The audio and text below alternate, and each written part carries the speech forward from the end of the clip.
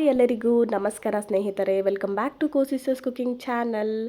ನಾನಿವತ್ತು ತುಂಬಾ ಈಸಿಯಾಗಿ ಮತ್ತು ತುಂಬ ಟೇಸ್ಟಿಯಾಗಿರುವಂತಹ ಎಣ್ಣೆ ಬದನೆಕಾಯಿ ಯಾವ ರೀತಿ ಮಾಡೋದು ಅಂತ ತೋರಿಸ್ತಾ ಇದ್ದೀನಿ. ನಾನಿಲ್ಲಿ ಒಂದು ಬಾಂಡೆಯಲ್ಲಿ 100 ಗ್ರಾಮ್ ಅಷ್ಟು ಕಡಲೆ ಬೀಜನ ರೋಸ್ಟ್ ಮಾಡ್ಕೊತಾ ಇದ್ದೀನಿ. ಚೆನ್ನಾಗಿ ಡ್ರೈ ರೋಸ್ಟ್ ಮಾಡ್ಕೊಬೇಕಾಗತ್ತೆ. ನೋಡಿ, ನಾನು ಯಾವ ರೀತಿ ತೋರಿಸ್ತಾ ಇದ್ದೀನೋ ಈ ರೀತಿ ನಾವು ಚೆನ್ನಾಗಿ ಡ್ರೈ ರೋಸ್ಟ್ ಮಾಡ್ಕೊಬೇಕು. ಇದು ತಣ್ಣಗಾಗಕ್ಕೆ ಬಿಡಬೇಕು. ಇವಾಗ ನಾವು ಒಂದು ಬಾಣಲಿಗೆ ಸ್ವಲ್ಪ ಎಣ್ಣೆ, ಸ್ವಲ್ಪ ಸಾಸಿವೆ, ಸ್ವಲ್ಪ ಕರಿಬೇವು, ಒಂದು ಕಟ್ ಮಾಡಿರುವಂತಹ ಈರುಳ್ಳಿ ಹಾಕ್ಕೊಂಡು ಚೆನ್ನಾಗಿ ಫ್ರೈ ಮಾಡಬೇಕು.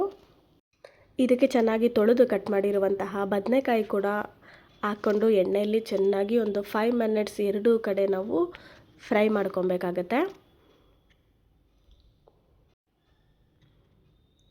ಈಗ ನಾನು ರೋಸ್ಟ್ ಮಾಡಿರುವಂತಹ ಕಡಲೆ ಬೀಜನ ಒಂದು ಮಿಕ್ಸಿ ಜಾರಲ್ಲಿ ಹಾಕ್ಕೊತಾ ಇದ್ದೀನಿ.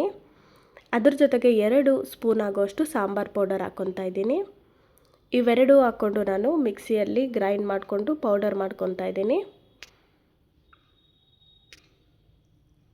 ಸೊ ಇದೆರಡರ ಪೌಡರ್ ನಮಗೆ ರೆಡಿ ಆಗಿದೆ.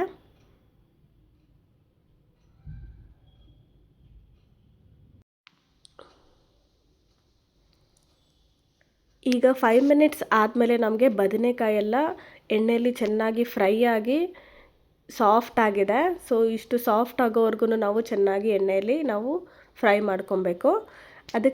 ಇದಕ್ಕೆ ಒಂದು ನಿಂಬೆಹಣ್ಣು ಗಾತ್ರದಷ್ಟು ಹುಣಸೆ ಹಣ್ಣಿನ ರಸವನ್ನು ಹಾಕ್ಕೊತಾ ಇದ್ದೀನಿ. ಹಾಕ್ಕೊಂಡು ಚೆನ್ನಾಗಿ ಮಿಕ್ಸ್ ಮಾಡ್ಕೊಬೇಕು. ಚೆನ್ನಾಗಿ ಮಿಕ್ಸ್ ಮಾಡಿ ಆದಮೇಲೆ ನಾವು ಮಾಡಿರುವಂತಹ ಪೌಡರ್ನ ಕೂಡ ಇದಕ್ಕೆ ಆ್ಯಡ್ ಮಾಡಬೇಕಾಗತ್ತೆ.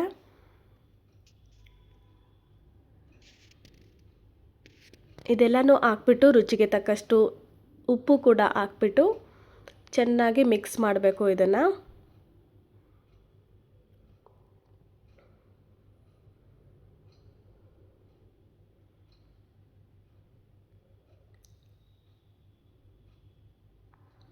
ಚೆನ್ನಾಗಿ ಮಿಕ್ಸ್ ಮಾಡಿ ಇದನ್ನು ಒಂದು 2 ನಿಮಿಷ ನಾವು ಲೋ ಫ್ಲೇಮಲ್ಲೇ ಚೆನ್ನಾಗಿ ಬೇಯಿಸ್ಕೊಂಡ್ರೆ ನಮಗೆ ರುಚಿಯಾಗಿರುವಂತಹ ತುಂಬಾ ಟೇಸ್ಟಿಯಾಗಿರುವಂತಹ ಎಣ್ಣೆ ಬದನೆಕಾಯಿ ರೆಡಿ ಆಗುತ್ತೆ.